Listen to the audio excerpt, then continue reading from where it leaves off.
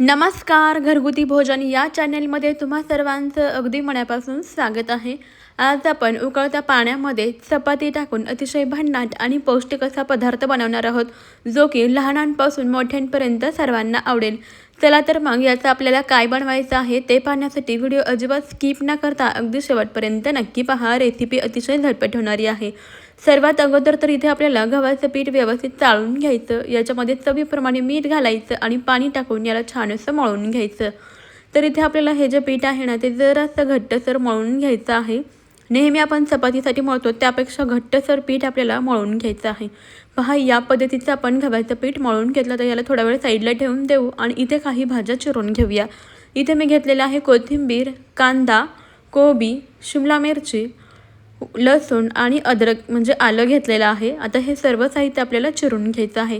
सर्वात आधी तर कांद्याची आपण व्यवस्थित अशी साल काढून घेऊया आणि याच्या मुळाशी जो भाग असतो ना तो अशा पद्धतीने काढून टाकायचा. म्हणजे आपण जेव्हा कांदा चिरतो तो अगदी सुटसुटीत मोकळा असा चिरला जातो. कांदा पहा आपल्याला अशा उभ्या आकारामध्ये चिरून घ्यायचा आहे आणि त्याच्यानंतर कांदा आपल्याला सुटसुटीत मोकळा करून घ्यायचा आहे. सर्व भाज्या आपल्याला अशाच उभ्या चिरून घ्यायच्या आहेत. आता कोबीसुद्धा जेवढा लागेल तेवढा कट करून घेतला आणि यालासुद्धा उभ्या आकारामध्ये पातळसर असं चिरून घेतलं. शिमला मिरचीसुद्धा जितकी लागणार आहे तितकी घेतली, उभ्या आकारामध्ये पातळ पातळ अशी चिरून घेतली. आता आलं आणि लसूण आहे यालासुद्धा मी बारीक बारीक चिरून घेणार आहे. हवं तर तुम्ही याची पेस्टसुद्धा बनवून घेऊ शकता. याच्यामध्ये तुम्ही तुमच्या आवडीप्रमाणे आणखीन भाज्या घालू शकता. आता इथे आपल्याला ना चपाती लाटून घ्यायची आहे. तर इथे छोटासा गोळा मी घेतलेला आहे. कोरड्या पिठामध्ये बुडवून याची जाडसर अशी चपाती लाटून घ्यायची. पहा, इतकी आपल्याला जास्तही मोठी नाही, कढईमध्ये मावेल इतपतच आपल्याला चपाती लाटून घ्यायची आहे. पहा, जरा जाडसर आपण ही चपाती लाटून घेतलेली आहे. आता याच पद्धतीने आपण आणखीन एक चपाती लाटून घेऊया. जाडसर अशी चपाती लाटून घ्यायची म्हणजे पाण्यामध्ये शिजवताना आपली चपाती तुटत नाही किंवा फाटत नाही. पहा, 2 चपात्या इथे मी लाटून घेतलेल्या आहेत. आता कढईमध्ये अगोदरच पाणी गरम करायला ठेवलं तर याच्यामध्ये आपल्याला थोडंसं तेल घालायचं. पाणी उकळायला लागलं की याच्यामध्ये आपल्याला चपात्या टाकायच्या आहेत. गॅस आपल्याला मध्यम ठेवायचा आहे आणि आता मध्यम गॅसवरती आपल्याला या चपात्या व्यवस्थित अशा शिजवून घ्यायच्या आहेत. जास्तही शिजवायची गरज पडत नाही. अगदी 3 ते 4 मिनटामध्ये आपली चपाती पटकन शिजते. पहा, अशी चपाती व्यवस्थित अशी शिजलेली आहे. आता आपण गॅस बंद करूया आणि चपाती पाण्यामधून व्यवस्थित अशी निथळून काढून घेऊया आणि थंड होण्याकरता ठेवून देऊया. आता ही चपाती व्यवस्थित अशी थंड झाली.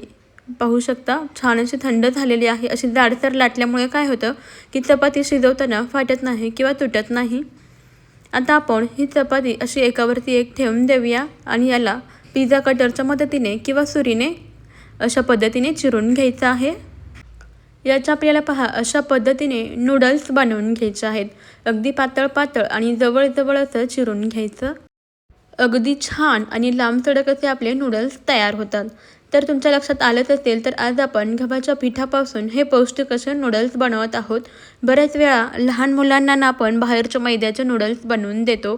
तर असे नूडल्स न देता घरीच हा पौष्टिक गव्हाच्या पिठापासून पदार्थ बनवायचा. लहान मुलेही खुश होतात आणि मोठी माणसंसुद्धा खुश होतात. सर्वांसाठीच तुम्ही हे पौष्टिक नूडल्स बनवू शकता. पहा, इथे आपण संपूर्ण चपाती अशा पद्धतीने कट करून घेतलेली आहे आणि याचे असे नूडल्स बनवून घेतलेले आहेत. अगदी विकत मिळतात तसेच हे नूडल्स दिसायला दिसतात. आता गॅसवरती कढई ठेवायची. कढई गरम झाली की त्याच्यामध्ये तेल घालायचं. तेल व्यवस्थित गरम झालं की उभा चिरलेला कांदा घालायचा. कांदा परतून घ्यायचा. कांदा परतत असताना याच्यामध्ये बारीक बारीक चिरलेले आलं आणि लसूण घालायचं आणि छान असं परतून घ्यायचं. कांदा छान लालसर होईपर्यंत म्हणजे त्याला हलकासा गुलाबी रंग येईपर्यंत आपल्याला याला परतून घ्यायचं आहे. अगदी पूर्णपणेही आपल्याला कांदा परतायचा नाही. छान लालसर असा रंग येईपर्यंत याला परतून घ्यायचा आहे. तर मंडळी, तुम्हाला एक निवेदन आहे की तुम्ही आपला आजचा हा व्हिडिओ कोणत्या शहरातून किंवा मग कोणत्या गावातून पाहताय ते मला कमेंटमध्ये नक्की कळवा. म्हणजे मला सुद्धा समजेल की आपल्या घरगुती भोजनचे असे युनिक रेसिपीज कुठपर्यंत पोहोचतात. पहा, कांद्याला मस्त लालसर असा कलर आलेला आहे. आता याच्यामध्ये आपल्याला उभा चिरलेला कोबी आणि शिमला मिरची घालायची आहे आणि यालासुद्धा छान असं परतवून घ्यायचं आहे. आता या भाज्या परतत असतानाच याच्यामध्ये आपल्याला चवीप्रमाणे मीठ घालायचं आणि व्यवस्थित असं मिक्स करून घ्यायचं. याच्यामुळे काय होतं की आपल्या भाज्या पटकन अशा शिजल्या जातात. मीठ घातलेलं आहे आणि व्यवस्थित असं याला परतून घेतलं. पहा, भाज्या छान अशा परतल्या गेलेल्या आहेत. याच्यामध्ये तुम्ही आवडीप्रमाणे गाजर, बीट वगैरे सुद्धा घालू शकता. आता इथे आपल्याला याच्यामध्ये लाल तिखट घालायचं आहे. चवीनुसार तुम्ही याच्यामध्ये लाल तिखट वापरू शकता. मुले तिखट खात नसतील तर अवॉइड करू शकता. तिखट घालायचं आणि व्यवस्थित असं मिक्स करून घ्यायचं आहे. आता याच्यामध्ये आपल्याला काही सॉस घालायचे, जसे की 2 चमचे आपल्याला शेजवान सॉस म्हणजे शेजवान चटणी घालायची आहे आणि 1 चमचा आपल्याला टोमॅटो सॉस घालायचा आहे. तुमच्या आवडीप्रमाणे तुम्ही इथे वेगवेगळे सॉसेस वापरू शकता किंवा सॉस नाही वापरले तरीसुद्धा चालेल. सॉस घातले आणि व्यवस्थित असं मिक्स करून घेतलेलं आहे. आता गॅस आपल्याला बारीक ठेवायचा आहे आणि तयार केलेले गव्हाच्या पिठाचे म्हणजे चपातीचे नूडल्स आपल्याला याच्यामध्ये घालायचे आहेत.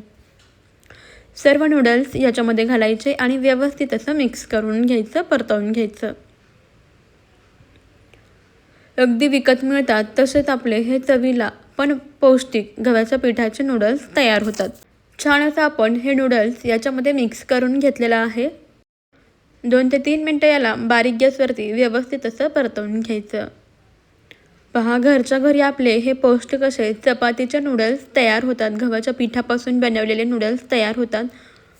बनवायलाही सोपं आहे आणि खायलासुद्धा पौष्टिक आहे. बाहेरचं अनहेल्दी खाण्यापेक्षा घरीच हे पौष्टिक नूडल्स बनवून पहा, चवीलाही खूप भारी लागतात. आता याच्यावरती थोडीशी बारीक चिरलेली कोथिंबीर घालूयात. कांद्याची पात असेल तर तीसुद्धा तुम्ही याच्यामध्ये बारीक बारीक चिरून घालू शकता. तुम्हीसुद्धा एकदा घरी असे पौष्टिक चपातीपासून म्हणजेच गव्हाच्या पिठापासून असे नूडल्स बनवून पहा. तुम्हाला आपली आजची ही रेसिपी आवडली असेल याची मला खात्री आहे.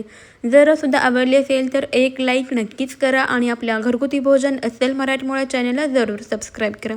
त्यापुढील बेल आयकॉनसुद्धा प्रेस करा, म्हणजेच आपल्या येणाऱ्या नवनवीन भन्नाट आणि युनिक अशा रेसिपीचे अपडेट सर्वात अगोदर तुम्हाला मिळतील.